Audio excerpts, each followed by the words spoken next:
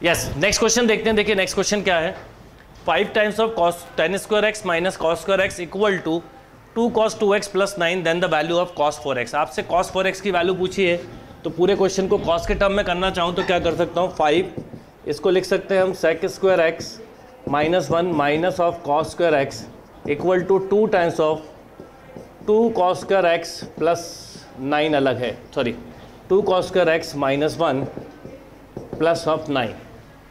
अगर मैं आपसे इसको भी cos में चेंज करने के लिए बोलूँ तो आप बोलेंगे 1 minus of cos square x minus of cos power 4x upon cos square x equal to 4 times of cos square x minus 2 plus 9 means plus of 7।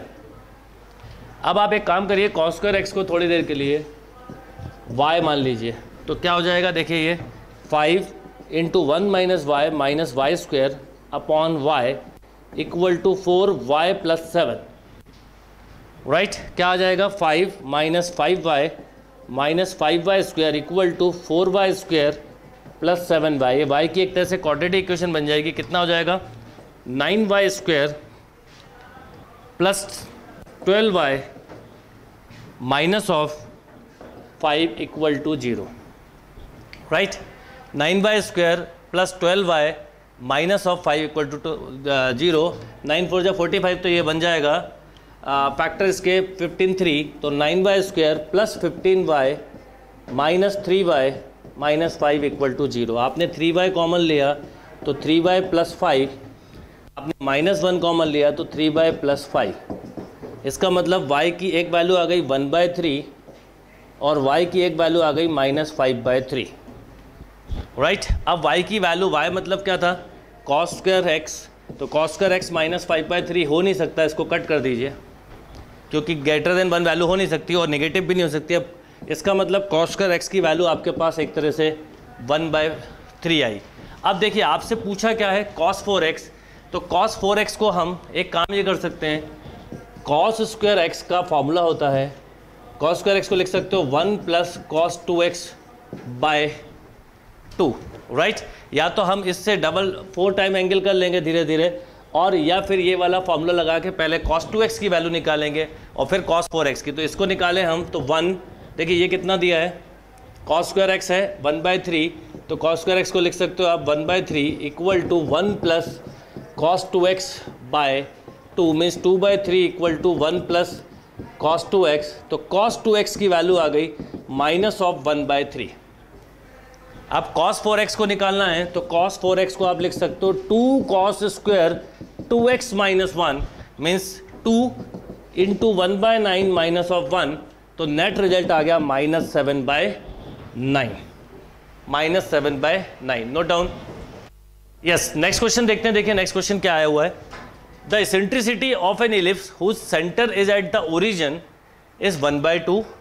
If one of its characteristics is x equal to -4, then the equation of the normal 2 is at 1, 3/2। एक आपको ellipse दिया हुआ है जिसका centre origin है, मतलब standard हो गया, x इक्वल टू -4 यहाँ ले लेते हैं, सेंटर ओरिजिन हो गया, राइट।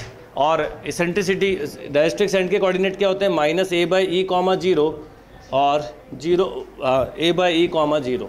यहाँ पर e आपके पास ऑलरेडी है 1/2, सेंटर से यहाँ तक का डिस्टेंस कितना होगा, a/e, दिस इक्वल टू, या आप इसको कंपेयर कर सकते हो, x की वैल्यू है यहाँ पर, तो minus a/e equal to -4, e की जगह 1/2 रख दिया आपने, तो minus a into 2 equal to minus of 4, तो a की वैल्यू आ गई आपके पास 2, राइट। a की वैल्यू आ गई तो b की भी आ जाएगी, b स्क्वायर इक्वल टू कितना होता है, a square into 1 minus e square, तो a square is 4, 1 minus 1/4, this is 3, तो a स्क्वायर 4 है और b स्क्वायर 3 है।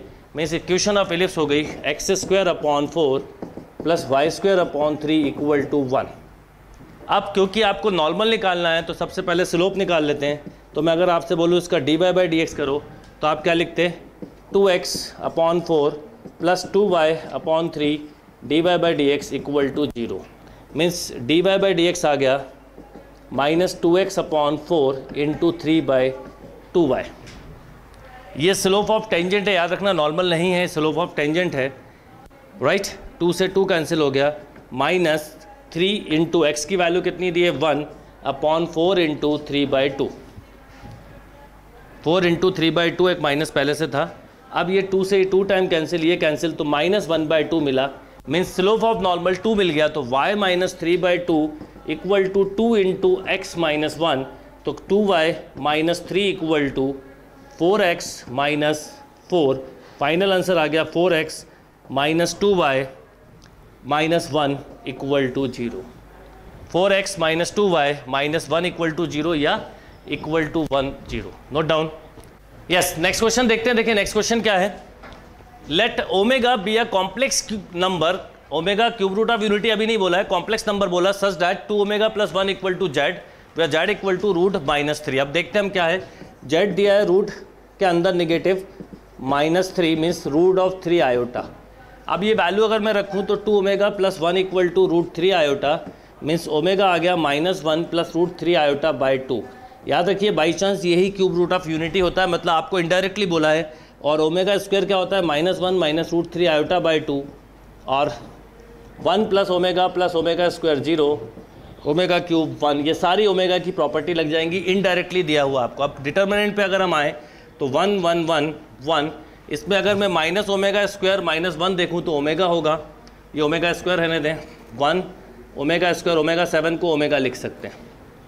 दिस इक्वल टू 3 के दिया है, 3 के दिया है, तो के बताना है हमको। क्या करोगे, सॉल्व करिए। Omega square minus omega 4, omega square minus omega plus omega square minus of omega, this equal to 3k।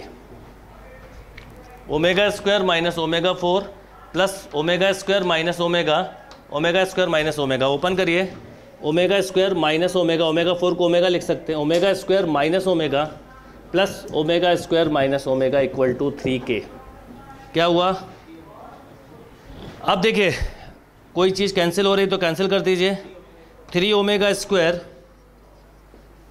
Minus of 3 omega equal to 3k, इसका मतलब 3 कैंसिल, तो omega square minus omega equal to k दिया है।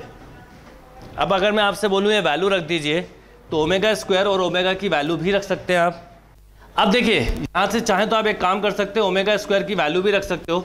Omega square की value क्या है, -1 minus omega equal to k, तो ये हो गया -1 minus 2 omega equal to k, या ये हो जाएगा माइनस कॉमन ले लें तो 1 plus 2 omega equal to k, ये दिया था स्टार्टिंग में जेड, तो minus z equal to k।